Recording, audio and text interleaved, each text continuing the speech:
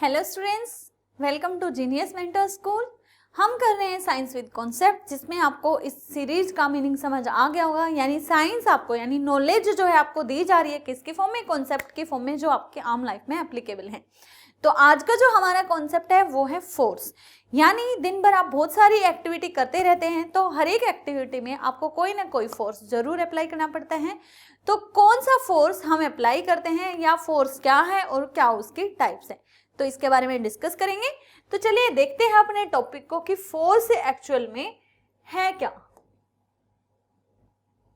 ठीक है, तो फोर्स क्या है, मतलब आप देख रहे हो कि एक पर्सन है, वो एक कार्ट को क्या कर रहा है, पुल कर रहा है। क्या कर रहा है, पुल कर रहा है। ठीक है, देन दूसरा पर्सन क्या कर रहा है, किसी कार को पुश कर रहा है। क्या कर रहा है, पुश कर रहा है। तो फोर्स क्या है, फोर्स जो है एनी पुश और पुल।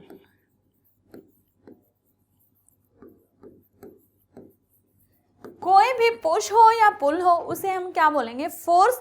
फोर्स जो एक ऐसी क्वांटिटी है जिसको आप मेजर नहीं कर सकते, सिर्फ आप उसका इफेक्ट देख सकते हो। देखो अब जनरली क्या हुआ, अगर इन्होंने इस कार्ट को पुल किया तो आप ये नहीं बता सकते कि इन्होंने कितना फोर्स लगा के पुल किया।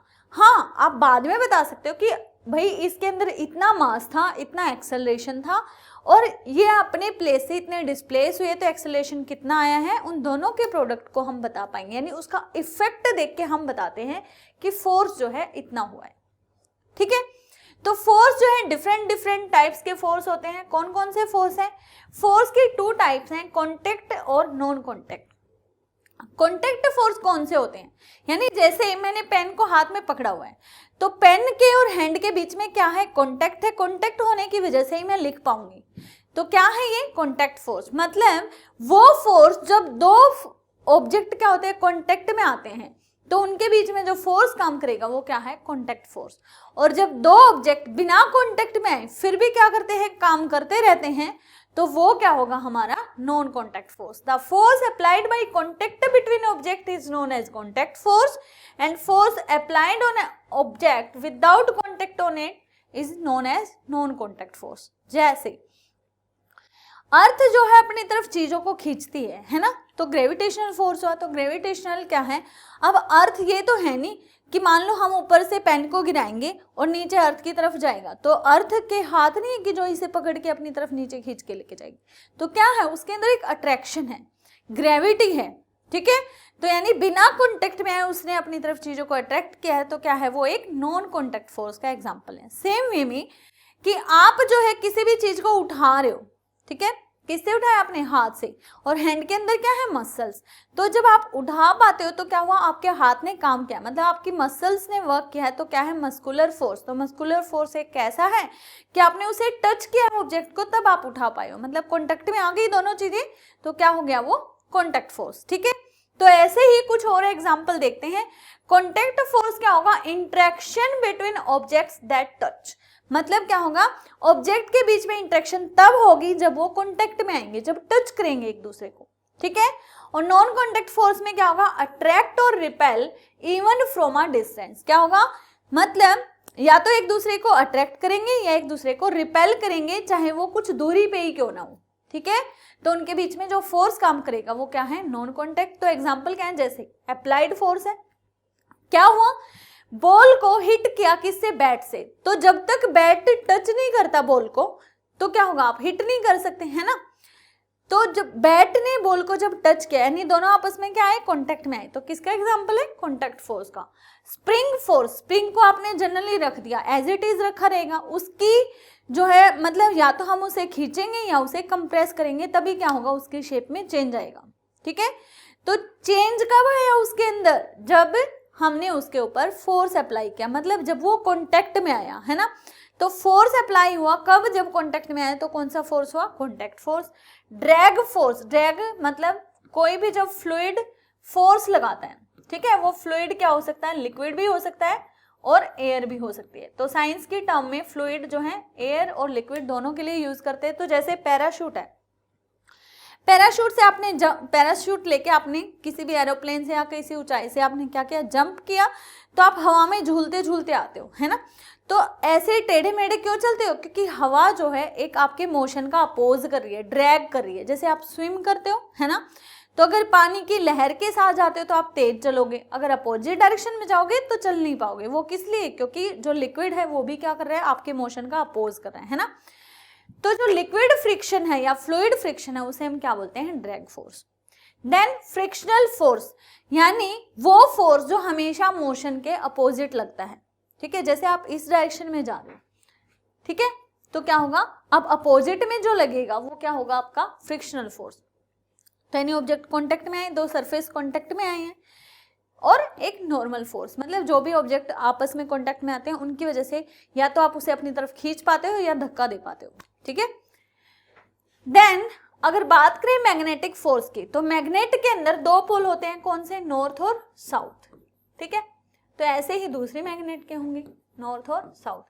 तो अगर हम क्या करें, इन मैग्नेट को ऐसे कांटेक्ट में लेके आए, इसका नॉर्थ, इसका साउथ, इसका नॉर्थ, इसका साउथ, ठीक है, तो नॉर्थ नॉर्थ क्या करेंगे? आपस में रिपेल करेंगे। और अगर हम ऐसे लेके आए कि इसका नॉर्थ, इसका साउथ, इसका साउथ, इसका नॉर्थ, तो नॉर्थ और साउथ क्या करेंगे? आपस में अट्रैक्ट करेंगे, ठीक है, दोनों। तो क्या हो जाएगा, मतलब अपोजिट पोल्स क्या कर रहे हैं? अट्रैक्ट, और सिमिलर पोल्स क्या करेंगे? रिपेल। तो क्या होगा, अब हमने क्या हुआ, एक मैग्नेट को दूसरे मैग्नेट ने टच नहीं किया, फिर भी एक दूसरे को अट्रैक्ट या रिपेल किया है, तो क्या हुआ? Non contact force. Same way में इलेक्ट्रिक फोर्स, मतलब यानी जो पॉजिटिव और नेगेटिव चार्ज होते हैं, ठीक है, तो अगर पॉजिटिव पॉजिटिव हम लेते हैं तो क्या करेंगे? रिपेल करेंगे, और नेगेटिव नेगेटिव लेते हैं तो वो भी क्या करेंगे? रिपेल करेंगे। लेकिन एक पॉजिटिव एक नेगेटिव क्या करेंगे? एक दूसरे को अट्रैक्ट करेंगे, ठीक है। तो ये भी क्या हो, बिना कॉन्टेक्ट में हो रहा है ये सब, तो क्या होगा? Non contact force.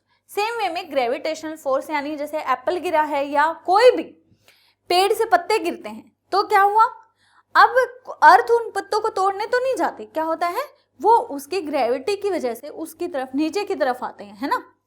ऐसा क्यों नहीं होता कि पत्ते टूट के वापस हवा में चल जाएं, थोड़ी देर के लिए झूम सकते हैं, वापस गिरना कहाँ पे है? अर्थ पे, ठीक है। तो किसकी वजह से? ग्रेविटेशनल फोर्स की वजह से। तो इन सभी के हम डिटेल में अलग अलग वीडियो में देखेंगे। तो सिर्फ पहला मेन मकसद था कि फोर्स क्या है और उसकी टाइप्स कैसे हैं, ठीक है। तो इनके कुछ एग्जाम्पल ले लेते हैं इनको और अच्छे से समझने के लिए। देखो क्या हुआ है, हम कुएं से पानी निकाल रहे हैं, ठीक है, तो उसके लिए हमें क्या करना पड़ेगा, अब बकेट के साथ हमें एक रोप अटैच करनी पड़ेगी। जब तक हम उस रोप को नहीं खींचते तो क्या कुएं से पानी बाहर आ जाएगा? नहीं, कुएं का पानी कुएं में ही रहेगा। तो खींचने के लिए क्या हुआ, हमें रोप को टच करना पड़ा, तो इसलिए क्या हुआ, ये कॉन्टैक्ट फोर्स। ऐसे ही आप किसी कार्ट या ट्रॉली को क्या कर रहे हो, पुल या पुश करते हो, तो क्या हुआ, आपके हैंड जो है उसे क्या करेंगे? टच करेंगे, तो ये भी क्या हुआ? आपका कॉन्टैक्ट फोर्स, ठीक है। देन ये ट्री है और इससे इसका फ्रूट नीचे आ रहा है, कहाँ गिरेगा? अर्थ की तरफ, लेकिन अर्थ ने उसे टच तो नहीं किया, यहाँ पे जाके नहीं किया ना, तो क्या हो जाएगा? ये नॉन कॉन्टैक्ट फोर्स, ठीक है। देन बॉल है, बॉल को आपने क्या किया? हिट कर दिया, वो मोशन में आ गई, लेकिन कुछ दूरी पे जाके वो रुक जाते, क्योंकि उसके मोशन का क्या कर लिया जाता है? अपोज किया। मान लो ये इस डायरेक्शन में जा रही थी, तो एक फोर्स यहां लगा, ठीक है, कौन सा? फ्रिक्शनल। कहां लगा? ग्राउंड और बॉल के बीच में, है ना, ग्राउंड और बॉल का जो सरफेस है उन दोनों के बीच में, यानी टच में आए, तो कौन सा हुआ? ये कॉन्टैक्ट फोर्स। सेम ये एक क्या है? नेल है, ठीक है। नेल को और मैग्नेट के पास जब हम लेके जाएंगे या मैग्नेट को नेल के पास लेके जाएंगे, तो ये उसे क्या करेगी? अट्रैक्ट। लेकिन डायरेक्ट कांटेक्ट में नहीं आई, फिर भी अट्रैक्ट किया, तो क्या हुआ? Non contact force. ऐसे ही हमने क्या किया, किसी स्केल को या पेंसिल को हमने क्या किया? अपने हेयर से क्या किया? रब किया और उसे चार्ज कर लिया। उसके बाद हम किसी आयरन पीसीज को या किसी भी ऑब्जेक्ट को, जब हम जैसे कागज के टुकड़े हमने ले लिए और उससे जब हम उठाने की कोशिश करेंगे तो वो उसकी तरफ अट्रैक्ट हो जाते हैं, यानी ऑलरेडी क्या हुआ? उस पर कोई चार्ज था और दूसरी साइड अपोजिट चार्ज था, इसलिए उसने क्या किया? उसे अट्रैक्ट कर लिया, ठीक है। तो ये क्या हुआ? दूर दूर से हुआ, नहीं, ये सब बिना कॉन्टेक्ट में आए, तो क्या होगा? ये नॉन कॉन्टेक्ट फोर्स। ठीक है। सो अगर हमें इसे टेबल में फिल करना है तो पुशिंग अ ट्रॉली सिचुएशन हमने ली है due to contact between object और नो कॉन्टेक्ट, ठीक है। तो यहाँ पे हमें कॉन्टेक्ट फोर्स से लिखना है और यहाँ नॉन कॉन्टेक्ट।